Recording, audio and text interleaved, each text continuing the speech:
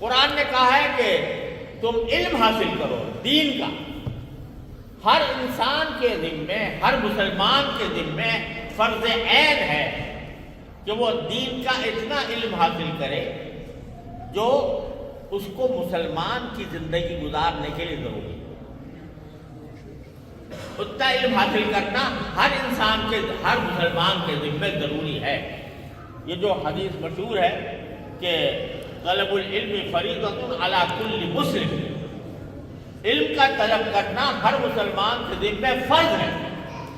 وہ فرض کے معنی یہ ہے اتنا ہی فرض ہے جیسے نماز فرض ہے، جیسے روزہ فرض ہے، جیسے حج فرض ہے، جیسے زکوٰۃ فرض ہے.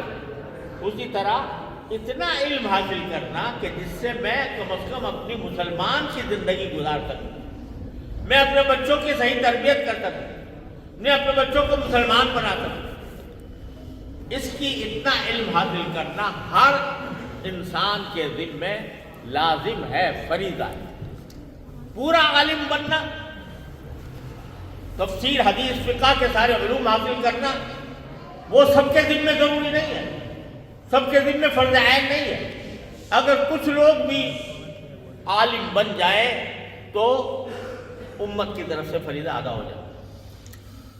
لیکن ہر مسلمان کو اتنا علم حاصل کرنا کہ بھائی کیا فرائض ہے زندگی میں، اور میں جس کام میں میں مصروف ہوں، میری تجارت میں اگر تاجر ہوں تو تجارت کے اندر کیا احکام ہے، اگر میں ملازم ہوں کہیں جاب کر رہا ہوں تو اس جاب کے کیا احکام ہیں، یہ معلوم کرنا ہر مسلمان کی ذمہ داری ہے.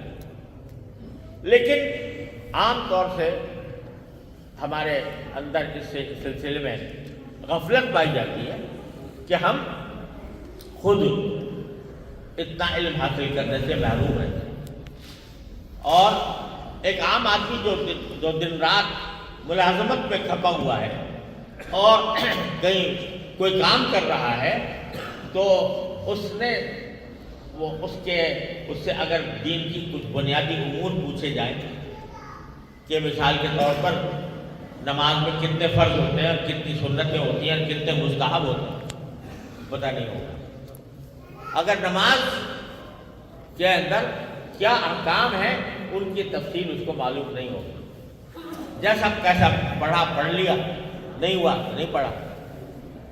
اور جس طرح خود دین کا ضروری علم حاصل کرنا فرض ہے، اسی طرح اپنی اولاد کو دین کا اتنا علم دے دینا کہ جس سے وہ صحیح معنی میں مسلمان بن سکے، وہ اس کے ذمے ہر انسان کے ذمے فرض ہے. قرآن کریم فرماتا ہے کہ یا ایھا الذین آمنوا قوا انفسکم واہلیکم نارا، اے ایمان والو اپنے آپ کو بھی آگ سے، جہنم کی آگ سے بچاؤ اور اپنے گھر والوں کو بھی جہنم کی آگ سے بچاؤ. یعنی صرف اتنا کافی نہیں ہے کہ ایک آدمی جو ہے وہ عمر رسیدہ ہے، بڑی عمر کا ہے، وہ 5 وقت کی نماز کا پابند ہے، مسجد میں آتا ہے، صف اول میں کھڑا ہوتا ہے اور ذکر کرتا ہے، تسبیح کرتا ہے، لیکن اولاد جا رہی ہے کفر کی طرف، الحاد کی طرف، بے دینی کی طرف، تو اس کی ذمہ داری صرف نماز پڑھ لینے سے ادا نہیں ہوتی جب تک کہ اپنی اولاد کی فکر نہ کرے، اپنے اولاد کو درست رکھنے کی فکر نہ کرے. یہ سب ہماری اپنی ذاتی ذمہ داریاں ہیں. اگر ہم ان ذمہ داریوں کو ادا نہیں کریں گے تو تبدیلی کیسے آئے گی؟ قرآن کہتا ہے جب تک تم اپنے آپ کو تبدیل نہیں کرو گے اس وقت تک اللہ بھی تمہیں تبدیل نہیں کرے گا. تو واضح پیغام قرآن کا یہ ہے کہ ہر انسان جہاں پر بھی وہ ہے وہ اپنے اوپر نظر ڈال کے دیکھے، اپنے گریبان میں منہ ڈال کے دیکھے میرے اندر کیا فرق ہے. تو قرآن کا پیغام میں بار بار یہ بات عرض کرتا رہتا ہوں.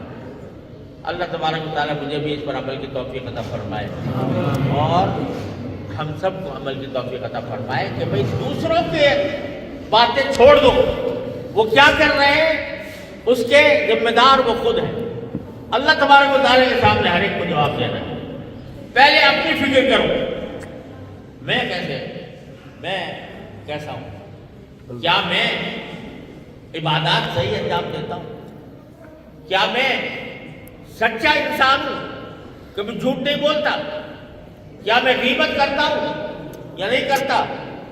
کیا میں دوسروں کے ساتھ بدخواہی کرتا ہوں، دوسروں کے کو دل آزاری کرتا ہوں، لوگوں کا دل ستاتا ہوں؟ اس اعتبار سے اپنا ہر انسان جائزہ لے